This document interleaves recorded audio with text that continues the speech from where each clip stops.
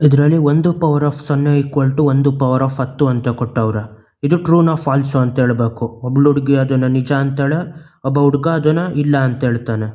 ಯಾವ ಥರ ಇದನ್ನು ಮಾಡಬೇಕು? 1 ಪವರ್ ಆಫ್ 0 ಅಂದ್ರೇನು? 1 ಪವರ್ ಆಫ್ 0 ಅಂದರೆ ಆ ನಂಬರ್ನ ಅದರಿಂದನೇ ಹೊಡೆಯೋದು ಅಂತ.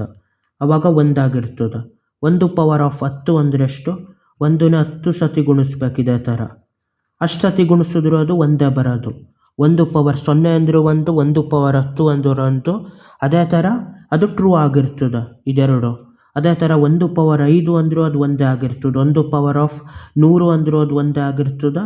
1 ಪವರ್ ಆಫ್ 1000 ಅಂತ ಮಾಡಿದ್ರು ಅದು ಒಂದೇ ಆಗಿರ್ತದೆ. ಅದೇ ಥರ ಇನ್ನೊಂದೇನು ಅಂದರೆ ನೆಗೆಟಿವ್ ಪವರಲ್ಲಿ ಮಾಡಿದ್ರು 1ಕ್ಕೆ ಅದ್ರದ್ದು ಒಂದೇ ಆಗಿರ್ತದೆ. ಪವರ್ 0 ಆಗಿದ್ರು ಅದು ಒಂದೇ ಆಗಿರ್ತದೆ. ಫ್ರ್ಯಾಕ್ಷನಲ್ ಪವರ್ ಏನಾದರೂ ಮಾಡಿದ್ರು ಅದು ಒಂದೇ ಆಗಿರ್ತದೆ. ಫ್ರ್ಯಾಕ್ಷನಲ್ ಪವರ್ ಅಂದರೆ ಸ್ಕ್ವೇರು, ಕ್ಯೂಬ್ ರೂಟ್ ಆಗಿರ್ತದೆ. ಹಂಗಾಗಿ ಇದು ಟ್ರೂ ಆಗಿರ್ತದೆ. 1ಕ್ಕೆ ಯಾವುದೇ ಪವರ್ ಹಾಕಿದ್ರು ಅದು ಒಂದೇ ಆಗಿ ಉಳಿದಿರ್ತದೆ. ಇಲ್ಲೇನಂತ ಕೊಟ್ಟವ್ರೆ, ಎಕ್ಸ್ ಮತ್ತು ಎಕ್ಸ್ ಗುಣಿಸಿದ್ರೆ 27 ಆಯಿತು. ಎಕ್ಸ್ ವೈ ಅನ್ನೋದು 9, ವೈ ಮತ್ತು ವೈ ಅಂದರೆ ಎಷ್ಟು ಅಂತ ಕಂಡುಹಿಡಿಬೇಕು. ಎಕ್ಸ್ ಮತ್ತು ಎಕ್ಸ್ ಗುಣಿಸೋದು ಅಂದರೆ ಎಕ್ಸ್ ಸ್ಕ್ವೇರ್. ಅದು ಎಕ್ಸ್ ಸ್ಕ್ವೇರ್ ಅಂದರೆ 27. ಅಲ್ಲಿಗೆ ಎಕ್ಸ್ ಅಂದರೆ ಎಷ್ಟು ಆಯ್ತದೆ? ಇದು ಸ್ಕ್ವೇರ್ ರೂಟ್ನ ಆ ಕಡೆ ಕಳಿಸಿದ್ರೆ ರೂಟ್ ಆಫ್ 27 ಅಂತ ಆಯ್ತದೆ. 27ನ 9 3ಲಿ 27 ಅಂತ ಬರಿಬೋದು. ಅದರಲ್ಲಿ 9ನ 3 3ಲಿ 9, 3 ಸ್ಕ್ವೇರ್ ಅಂತ ಬರಿಬೋದು. ಹಂಗಾಗಿ 9ನ 3 ಸ್ಕ್ವೇರ್ ಟೈಮ್ಸ್ ಆಫ್ 3 ಅಂತ ಬರಿಬೋದು. 3 ಸ್ಕ್ವೇರು ರೂಟಿಂದ ಆಚೆ ಬಂದರೆ 3 ಉಳಿತದೆ. 3 ರೂಟ್ 3 ಆಯ್ತದೆ. ಇದು ಎಕ್ಸ್ ವ್ಯಾಲ್ಯೂ. ಅದೇ ಥರ ಪ್ಲಸ್ ಆರ್ ಮೈನಸ್ 3 ರೂಟ್ 3 ಅಂತ ಮಾಡಿಬಿಟ್ಟು ಅದು 2 ವ್ಯಾಲ್ಯೂ ಇರ್ತದೆ. ಇವಾಗ ಸಿಂಪ್ಲಿಫೈಗೆ ಎಕ್ಸ್ ಈಕ್ವಲ್ ಟು 3 ರೂಟ್ 3 ಅಂತ ತಗೋಬೋದು. ಎಕ್ಸ್ ಸ್ಕ್ವೇರ್ ಎಕ್ಸ್ ಅಂದರೆ 3 ರೂಟ್ 3. ವೈ ಎಷ್ಟು ಅಂತ ಕಂಡುಹಿಡಿಬೇಕು ಇವಾಗ. ಎಲ್ಲಿ ಎಕ್ಸ್ ಟೈಮ್ಸ್ ಆಫ್ ವೈ ಅಂದರೆ 9.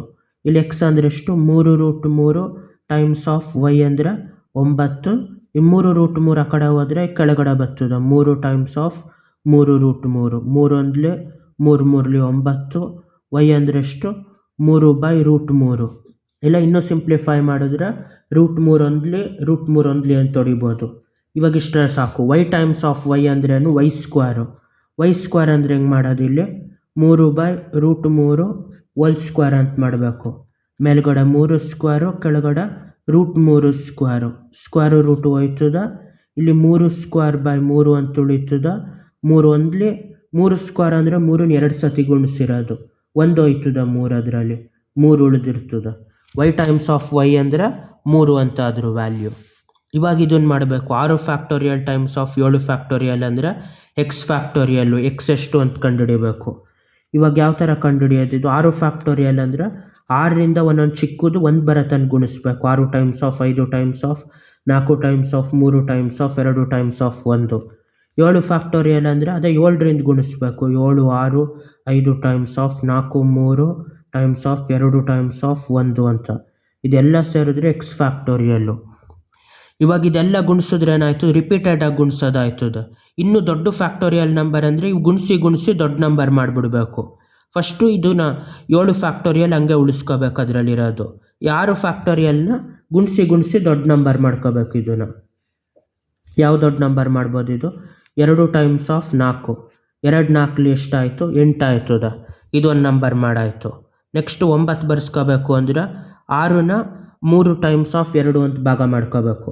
3 ಟೈಮ್ಸ್ ಆಫ್ 2 ಅಂತ ಭಾಗ ಮಾಡಿ ಇವಾಗ 3 3ಲಿ ಅದೆಷ್ಟಾಯ್ತದ? 9 ಆಯ್ತದ. 9 ಆದಮೇಲೆ ಇಲ್ಲೊಂದು 2 ಉಳಿತು, ಇಲ್ಲ 5 ಉಳಿತು. 2 5ಲಿ 10. ಈ ಥರ 3 ಗುಂಪುಗಳು ಸಿಕ್ತು. 6 ಫ್ಯಾಕ್ಟೋರಿಯಲ್ ಇದ್ದಿದ್ದು ಅಷ್ಟು number 10 times of 9 times of 8 ಅಂತ ಬರಿಬೋದು.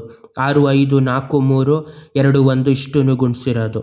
ಹಂಗಾಗಿ ಇದು ಇನ್ನೊಂದು ಸತಿ ಬರೀಬೇಕು. 10 times of 9 times of 8 times of 7 ಫ್ಯಾಕ್ಟೋರಿಯಲ್ದು. 7 6 5 4 3 2 1. 1 ಮಿಸ್ ಆಗದಂಗೆ ಇವಾಗ ಸಿಕ್ತು. 10 9 8 times of 7 6 5 times of 4 times of 3 2 1 ಅಂತ. ಇದು ಎಕ್ಸ್ ಫ್ಯಾಕ್ಟೋರಿಯಲ್ಲು. 10ರಿಂದ 1 ತನಕ ಆಯ್ತಾ 1 ಮಿಸ್ ಆಗದಾನೆ. ಹಂಗಾಗಿ ಇದನ್ನು 10 factorial equal to X factorial ಅಂತ ಬರಿಬೋದು. ಫ್ಯಾಕ್ಟೋರಿಯಲ್ ಫಂಕ್ಷನ್ ತೆಗೆದ್ರೆ ಎಕ್ಸ್ ಅಂದರೆ ಎಷ್ಟು ಅಂದರೆ 10. ಅದು ಬಾಯ್.